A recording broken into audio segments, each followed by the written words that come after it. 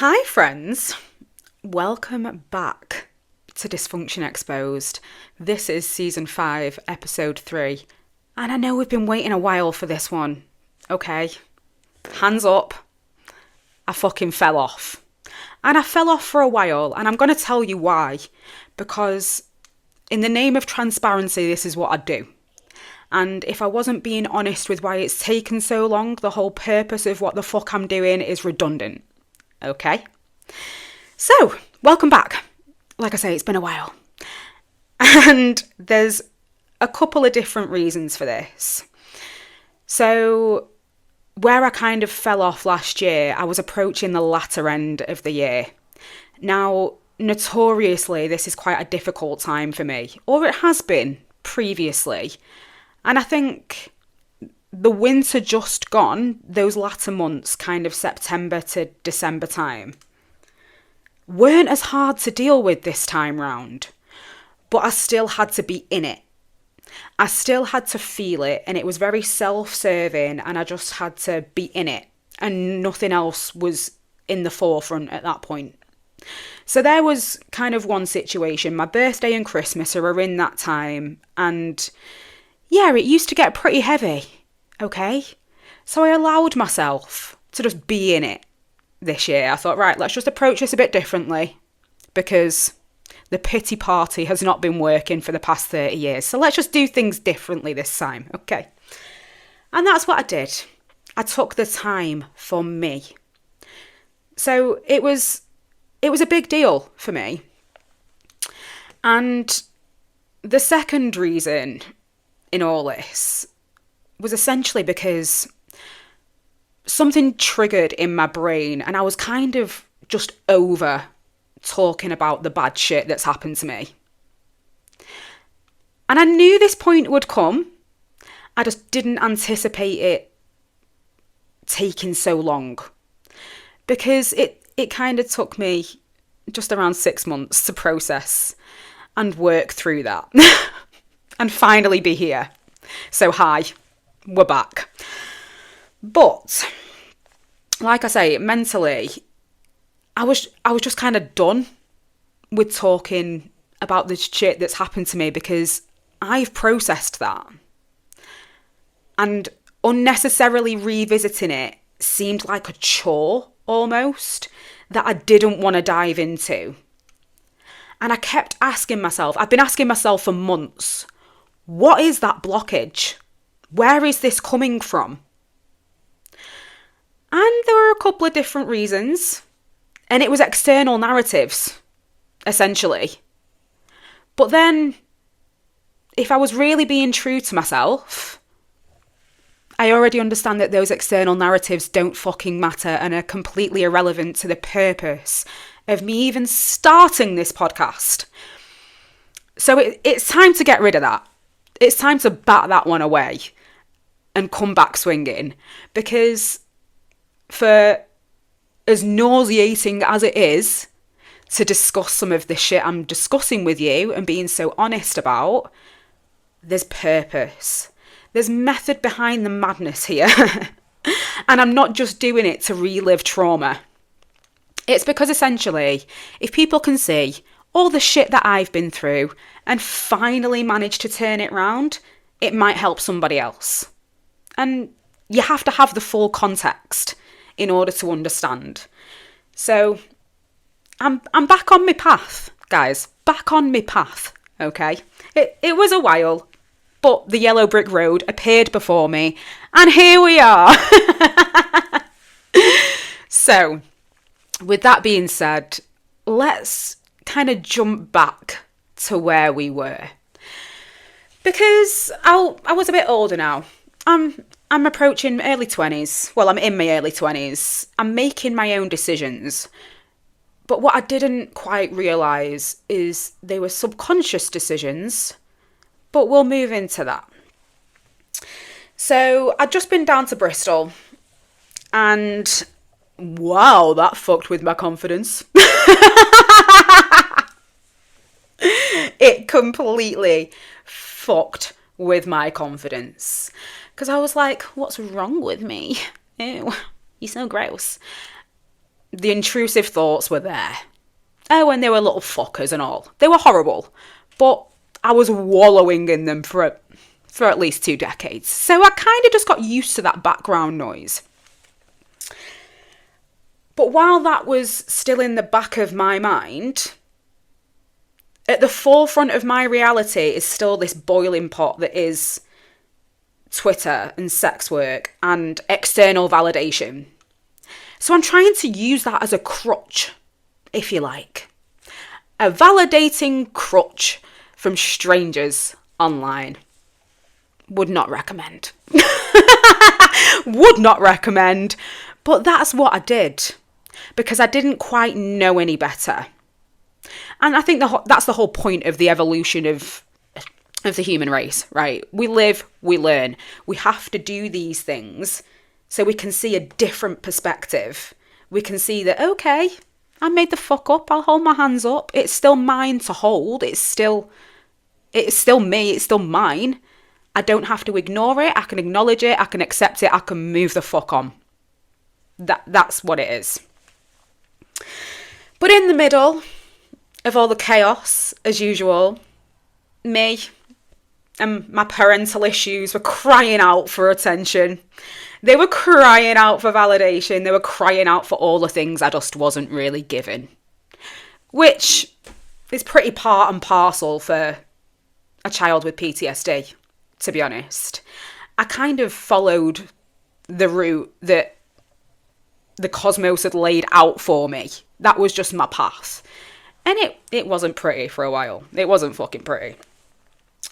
But in the midst of chasing this validation, I came across somebody who... This is an interesting relationship because it was kind of my first glimpse into different styles of relationships. Okay. So I'd had kind of the one-on-one experiences, but this time was different. So I was approached by a guy who was a photographer. And I'm smiling because, yeah, that old fucking chestnut. And I fell for it. I fell for it because I was so desperate. I was just so desperate for it. Like, someone please pay me attention. Please love me. Please, please, please love me. So this photographer reached out and he was like, we don't live too far away. I know you're a northern bird. Do you want to come for a photo shoot? Yeah. Yeah, I've never done this before. This is fun. Let's go and experience new shit. And it wasn't that it was just any old photo shoot. We're not just talking facial portraits here. We're talking kind of risque photos. And to add the cherry on top of this situation, this photographer was in a relationship with a woman who was also present the day I met the pair of them.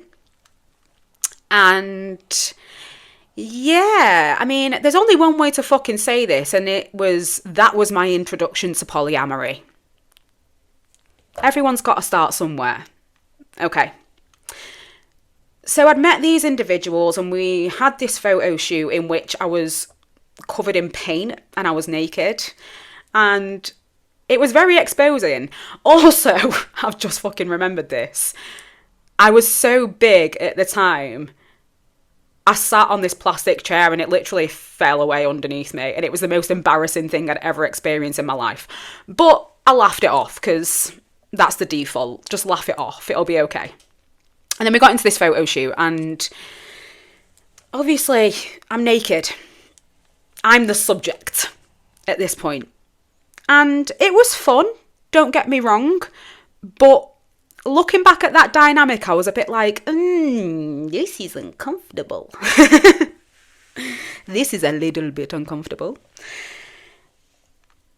But after the photo shoot had finished, it wasn't that things just went back to the way they were. I just go back home, have a shower, go back home, back to my normal life. No, I decided that I was going to get involved sexually with this man and woman. And that was an experience, to be honest. They were more into BDSM than I'd been accustomed to, should we say. And it was an educational experience, to say the least. And that day just strikes me as so fucking insane now. Because you would never catch version 2 doing that. Never.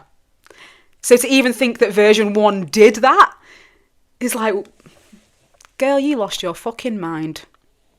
Well, you never really had one to begin with, but it was lost. It was in an abyss, a black hole, a wormhole, whatever the fuck you want to call it. It wasn't there.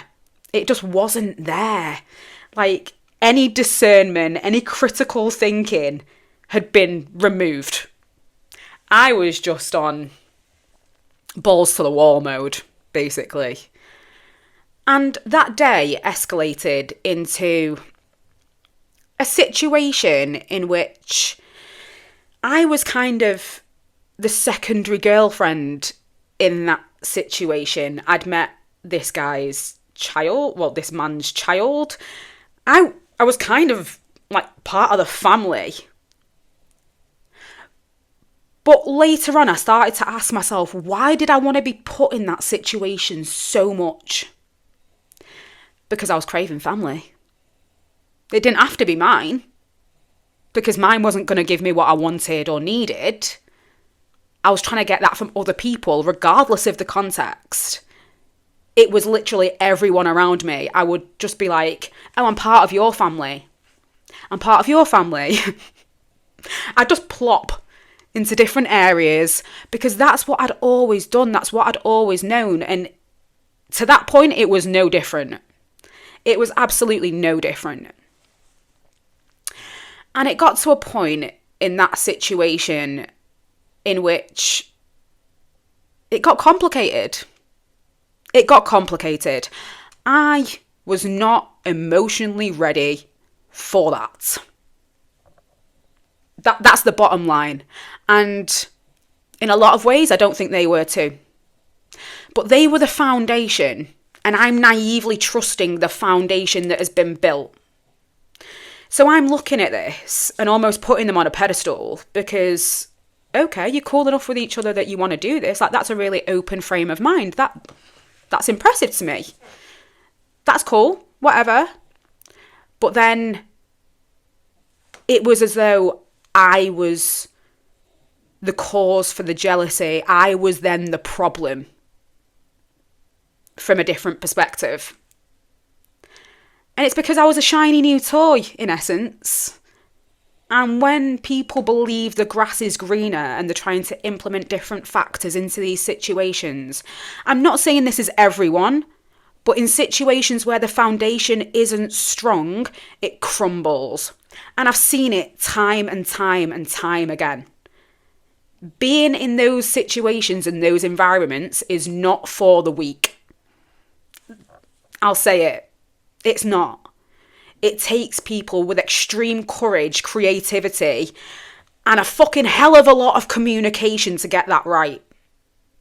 But none of us were there. We're just enjoying the threesomes, okay? I'll be blunt.